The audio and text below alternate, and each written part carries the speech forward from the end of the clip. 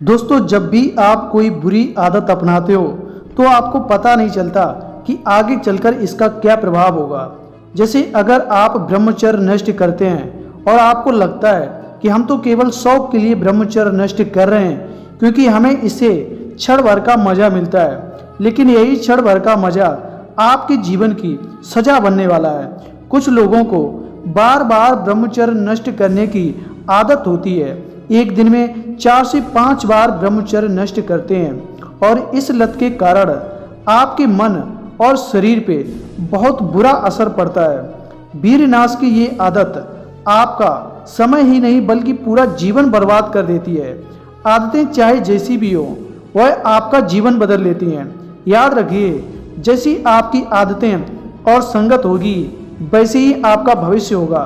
अगर आज आप पढ़ाई करते हैं तो आप भविष्य में एक अच्छे जीवन की कल्पना कर सकते हैं, लेकिन अगर आज आप पूरे दिन मोबाइल में अश्लील वीडियो देखते हो तो कल को आप कोई अधिकारी तो बनोगे नहीं, निश्चित भिखारी बनोगे। इस वीडियो में मैं आपको एक ऐसे ही लड़के की कहानी सुनाने जा रहा हूं जो अपने गंदे गलत दोस्तों के चक्कर में फंस जाता है और गलत आदतों का शिकार हो जाता है।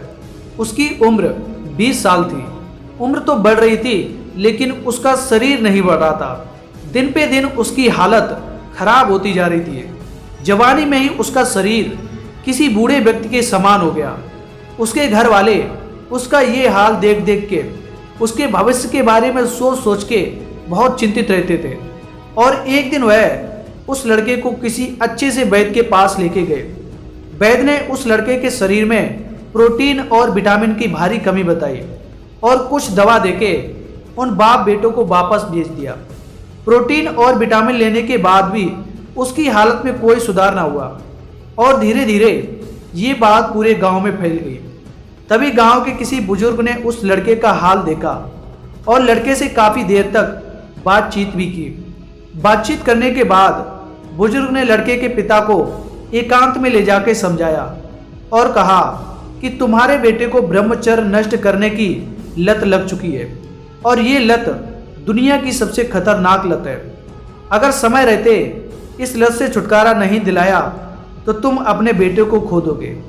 अगर इसे बचाना चाहते हो तो इसे किसी ऐसे साधु संत के पास ले जाओ जिसने अखंड ब्रह्मचारी रहने का संकल्प लिया हो। वही तुम्हारे बेटे को समझा सकते हैं और इसके चित्त को बदल सकते हैं। वो आदमी घर आया और अपने लड़के से पूछा कि बेटा, सच सच बताना कि तुम ब्रह्मचर्य का नाश करते हो या नहीं। उस लड़के ने कहा कि पिताजी, आपसे किस वैद्य ने ऐसा कहा कि मैं ब्रह्मचर्य नष्ट करता हूँ। पिताजी बोले, बेटा, वैद्य ने नहीं बल्कि हमारे गांव के सबसे अनुभवी बुजुर्ग रामू काका ने कहा।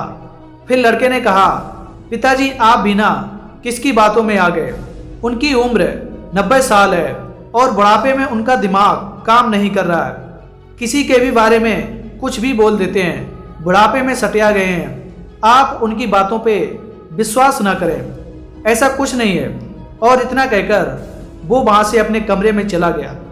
लेकिन पिताजी को उसकी बातों पे विश्वास नहीं हो रहा था क्योंकि उसका शरीर उसके ब्रह्मचर्य नष्ट करने की गवाही दे रहा था। पिताजी ने फिर बेटे के रूम की तलाशी ली। रूम में जाते ही एक अजीब सी गंध आ रही थी और कुछ ऐसी अश्लील चीज़ें मिली जिसे देखने के बाद पिताजी के होश उड़ गए। पिताजी ने कहा, बेटा, ये सब चीज़ें किस लिए? तुम्हारी तो अभी शादी भी नहीं हुई, फिर ये इतनी सारी अश्लील चीज़ें किस लिए? पिताजी का गुस्सा बढ़ता जा रहा था। बेटे ने कहा कि ये सारी चीज़ें मेरी नहीं है, मेरे दोस्त की हैं। पिताजी चिल्ला के बोले, तो सारी अश्लील चीज़ें ये तुमने अपने दोस्त से क्यों ली?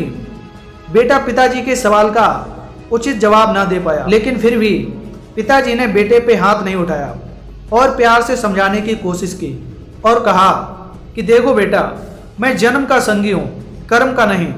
तुम जैसा कर्म करोगे वैसा ही तुम्हारा भविष्य बनेगा। इस गंदी गलत आदत से तुम्हें जीवन में कुछ भी हासिल नहीं होगा।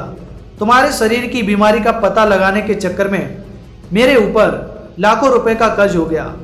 तुमने मुझे कहीं का ना छोड़ा। तुमने मेरे और अपने सपनों पे पानी फेर दिया। और इतना कहकर बाप की आंखों से आंसू छलकने लगे। पिता का चेहरा देखकर बेटे ने कहा पिताजी, मैं वादा करता हूँ आपसे कि जब तक मेरी शादी नहीं होती तब तक मैं ब्रह्मचर्य का नाश नहीं करूँगा। और अपने पिता से वादा करने के बाद वह 1 महीना तक ही अपने आप को जैसे तैसे रोक पाया और फिर से ब्रह्मचर्य का नाश करने लगा। तभी उस गांव में एक साधु आए जो अखंड ब्रह्मचारी थे।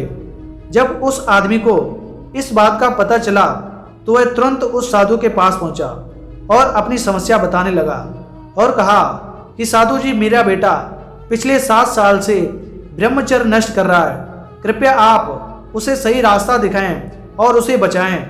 साधु जी ने उस बात को सुना और कहा कि आप अपने बेटे को कल सुबह बगीचे में लेकर आइए और वहीं पर मैं आपको उपाय बताऊंगा। अगले दिन सुबह पिता पुत्र बगीचे में पहुंच गए। महात्मा जी बेटे से बोले, आइए हम दोनों बगीचे की सैर करते हैं। और वो धीरे धीरे आगे बढ़ने लगे। चलते ही चलते महात्मा जी अचानक रुके और बेटे से कहा, क्या तुम इस छोटे से पौधे को उखाड़ सकते हो? जी हाँ, इसमें कौन सी बड़ी बात है। और ऐसा कहते ही बेटे ने आसानी से पौधे को उखाड़ दिया। फिर वे आगे बढ़ गए और थोड़ी देर बाद महात्मा जी ने थोड़े बड़े पौधे की तरफ इशारा करते हुए कहा, क्या तुम इसे भी उखाड़ सकते हो? बेटे को तो मानो इस सब में कितना मजा आ रहा हो।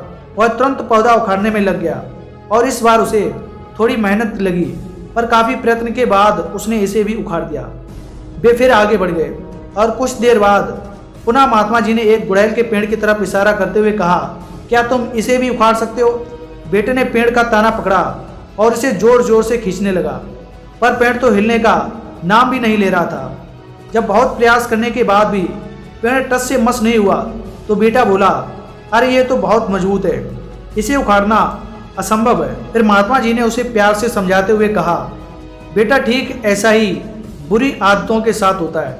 जब वे नई होती हैं तो उन्हें छोड़ना आसान होता है, पर वे जैसे जैसे पुरानी होती जाती हैं उन्हें छोड़ना बहुत मुश्किल हो जाता है। बेटा उनकी बात समझ गया और उसने ये प्रण लिया कि आज के बाद वह कभी भी गंदी गलत आदतों का शिकार नहीं बनेगा, कभी भी ब्रह्मचर्य नष्ट नहीं करेगा। तो दोस्तों, आज की ये कहानी आपको कैसी लगी हमें कमेंट बॉक्स में ज़रूर बताएं। अगर कहानी अच्छी लगी हो तो वीडियो को लाइक, चैनल को सब्सक्राइब और नोटिफिकेशन बेल को ऑल पे सिलेक्ट करें ताकि ऐसी ही वीडियोज आप देख सकें। मिलते हैं फिर एक नई वीडियो के साथ, तब तक के लिए जय श्री राम।